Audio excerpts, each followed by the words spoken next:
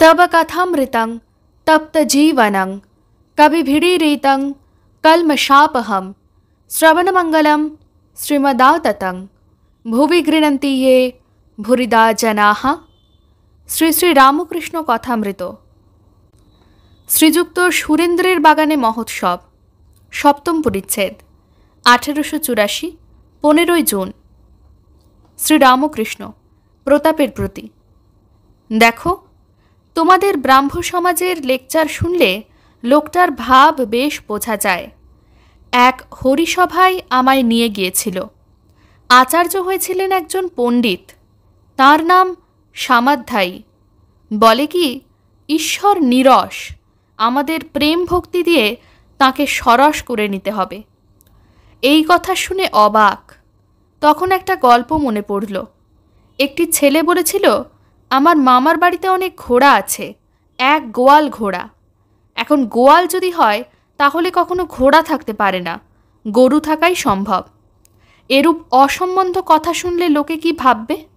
এই ভাববে যে ঘোড়া টোড়া কিছুই নাই। সকলের হাস্য। একজন ভক্ত, ঘোড়া তো নাই, গরুও নাই। সকলের হাস্য। শ্রীরামকৃষ্ণ, দেখো দেখিন, যিনি রসস্বরূপ তাকে কিনা বলছে নিরস।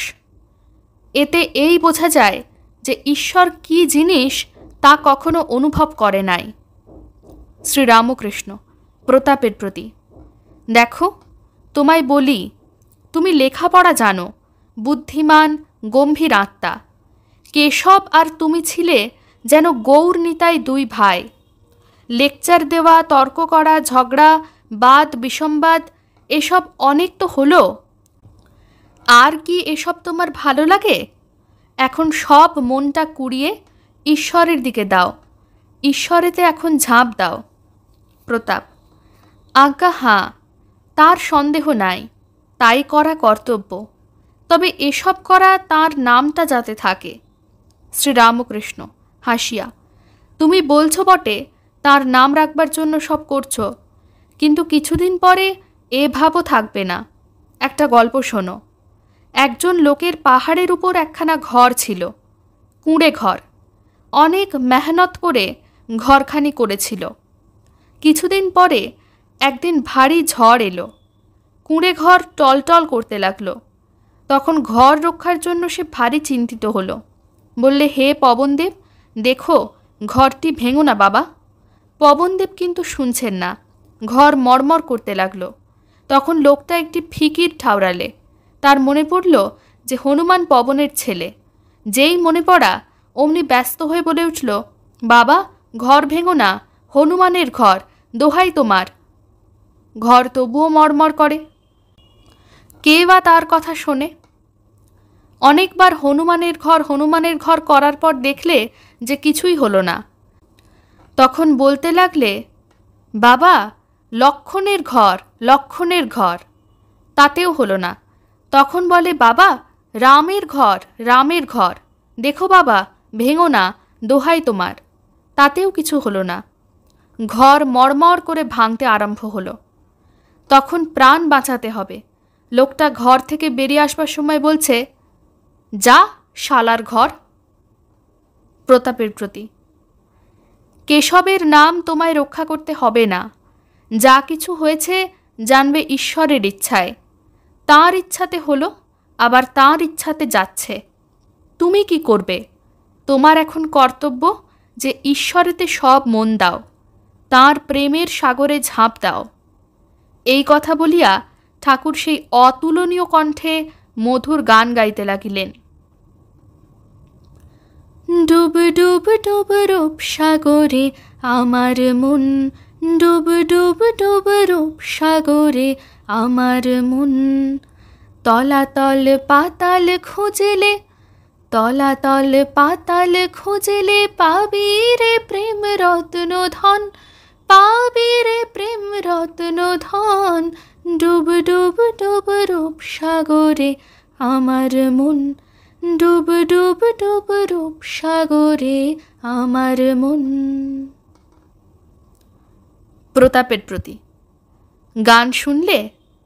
লেকচার, ঝগড়া, ওসব তো অনেক হলো, এখন ডুব দাও। আর এ সমুদ্রে ডুব দিলে মরবার ভয় নাই। এ যে অমৃতের সাগর। মনে করো না যে এতে মানুষ বেহেড হয়। মনে করো না যে বেশি ঈশ্বর ঈশ্বর করলে মানুষ পাগল হয়ে যায়। আমি নরেন্দ্রকে বলেছিলাম। প্রতাপ: মহাশয়, নরেন্দ্র কে? শ্রীরামকৃষ্ণ: ও আছে একটি ছোকরা। আমি নরেন্দ্রকে বলেছিলুম, দেখ, ঈশ্বর রসের সাগর। তোর ইচ্ছা হয় নাকি এই রসের সাগরে ডুব দি? আচ্ছা, মনে কর এক খুলি রস আছে, তুই মাছি হয়েছিস, তা কোনখানে বসে রস খাবি? নরেন্দ্র বললে, আমি খুলির কিনারায় বসে মুখ বাড়িয়ে খাবো। আমি জিজ্ঞাসা করলুম, কেন? কিনারায় বসবি কেন? সে বললে, বেশি দূরে গেলে ডুবে যাব আর প্রাণ হারাবো। তখন আমি বললুম, বাবা, সচ্চিদানন্দ সাগরে সে ভয় নাই। এ যে অমৃতের সাগর, ওই সাগরে ডুব দিলে মৃত্যু হয় না, মানুষ অমর হয়। ঈশ্বরেতে পাগল হলে মানুষ বেহেড হয় না। ভক্তদের প্রতি: আমি আর আমার, এইটির নাম অজ্ঞান। রাসমণি কালীবাড়ি করেছেন, এই কথাই লোকে বলে। কেউ বলে না যে ঈশ্বর করেছেন। ব্রাহ্ম সমাজ অমুক লোক করে গেছেন। এ কথা আর কেউ বলে না যে ঈশ্বরের ইচ্ছাই এটি হয়েছে। আমি করছি, এইটির নাম অজ্ঞান। হে ঈশ্বর, তুমি কর্তা আর আমি অকর্তা। তুমি যন্ত্রী, আমি যন্ত্র, এইটির নাম জ্ঞান। হে ঈশ্বর, আমার কিছুই নয়। এ মন্দির আমার নয়, এ কালীবাড়ি আমার নয়, এ সমাজ আমার নয়, এসব তোমার জিনিস। এ স্ত্রী, পুত্র, পরিবার, এ সব কিছুই আমার নয়, সব তোমার জিনিস। এর নাম জ্ঞান। আমার জিনিস বলে সেই সকল জিনিসকে ভালোবাসার নাম মায়া। সবাইকে ভালোবাসার নাম দয়া। শুধু ব্রাহ্ম সমাজের লোকগুলিকে ভালোবাসি কি শুধু পরিবারদের ভালোবাসি, এর নাম মায়া। শুধু দেশের লোকগুলিকে ভালোবাসি, এর নাম মায়া। সব দেশের লোককে ভালোবাসা, সব ধর্মের লোকেদের ভালোবাসা, এটি দয়া থেকে হয়, ভক্তি থেকে হয়।